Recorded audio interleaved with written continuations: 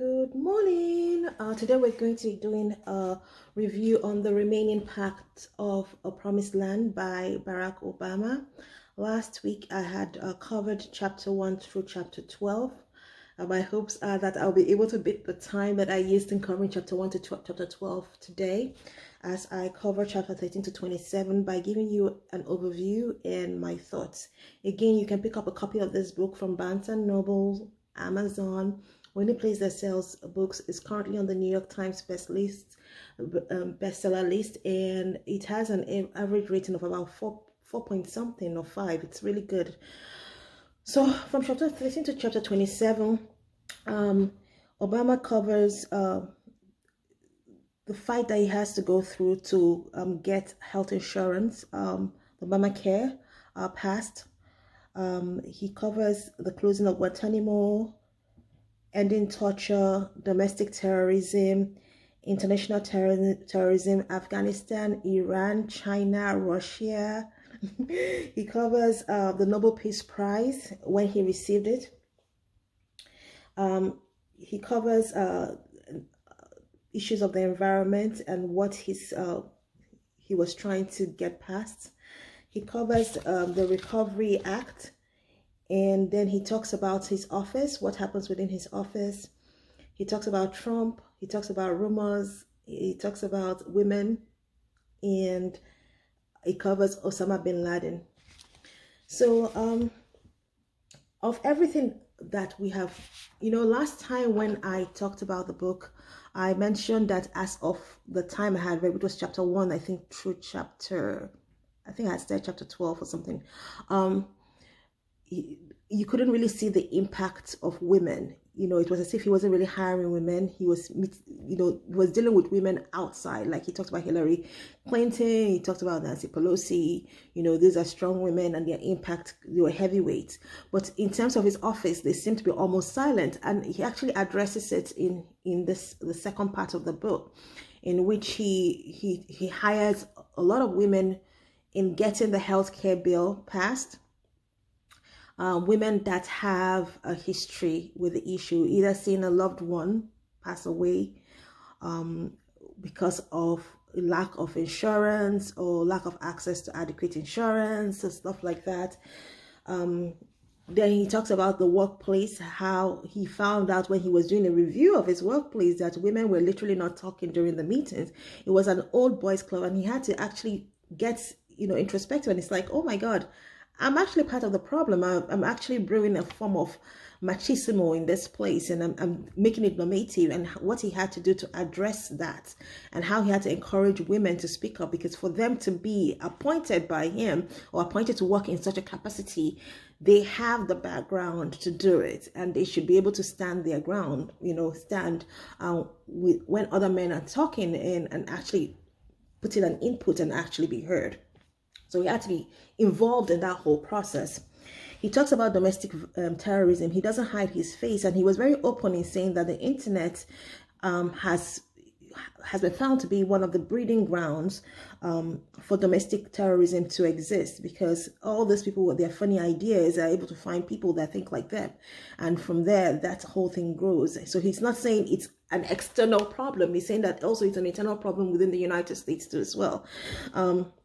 He talks about international terrorism in terms of Islamic extremism and how that affects the countries in which these exist, as well as other countries, and what he had to do within his powers to get this done. He talks about the Nobel Peace Prize, and it was very interesting that the time he talks about the Nobel Peace Prize was the time that something that was really anti-peace was going on.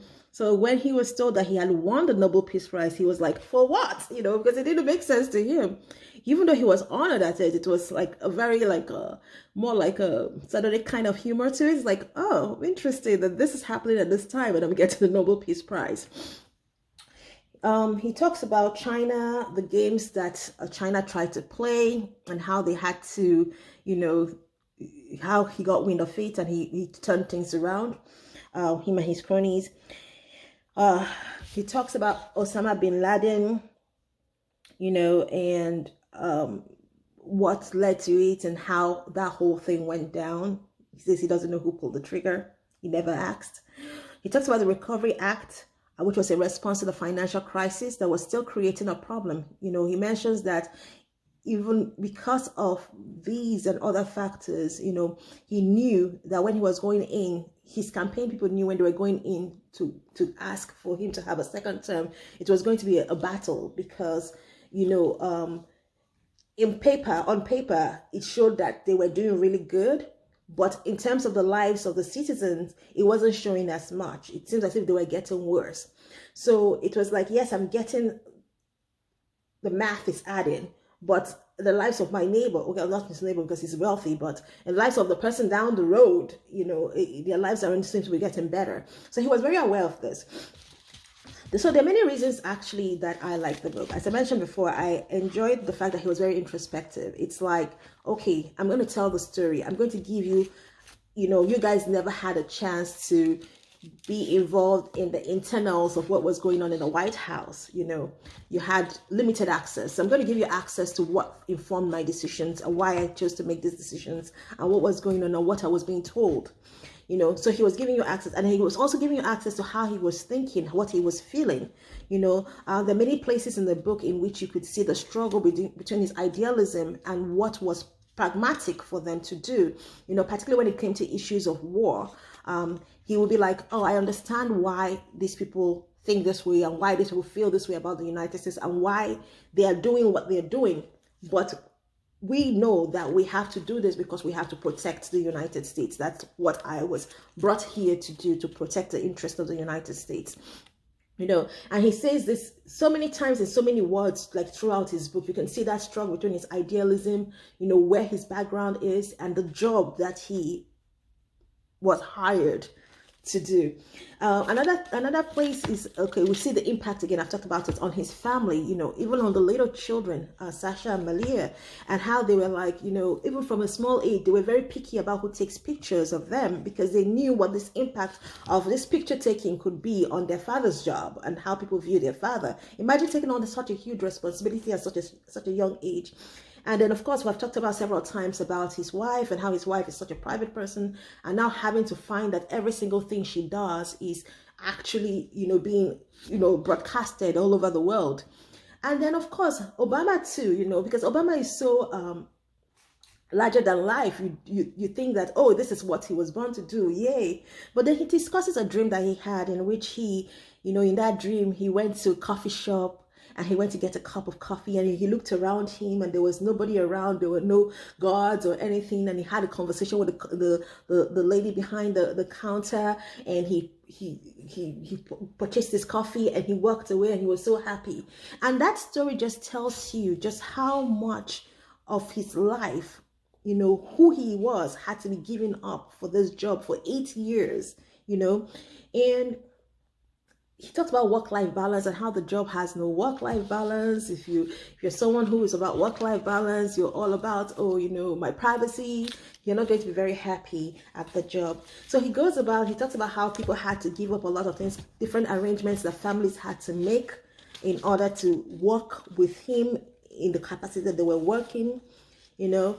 And it's a really good book, actually. You know, I have no complaints about it. It was lengthy, as I mentioned several times, but if you want to have those itty-bitty details, you want to have a clearer understanding of what was going on or what was informing certain things that were happening at that time, I would recommend that you pick up the book. The book is literally for anyone that likes to read, or just is interested in history or powerful people, you know. And for me, it just gave me a greater, you know, admiration of people who choose to become the president of the United States, women or men who say, okay, this is a position of power I'm going to go for. Because, you know, I tell my nephew and my nieces, okay, you know, one day you could be the president of the United States, you know. And I'm reading this and I'm like, wow, will they have a life, you know? And, you know, I'm like, you know, but it's a decision that you have to make. It's actually putting yourself out there in service of a whole slew of people, and knowing that whatever hurts them hurts you, and whatever harms them harms you, and you have to make sure that your job is done and that they are protected and their interests are protected. It's very other centric, your value system, what your idealism is. You might need to put that to the back burner to get the job done, so it's something to think about. So I recommend it. I give it a 5 out of 5. It's a interesting read. I will probably be reading the second part, which will be probably covering his second term when he finally comes out, and I'm sure you will enjoy the part in which he discusses Trump and all that stuff that goes on with Trump too. So till next time, take care and ciao. Bye.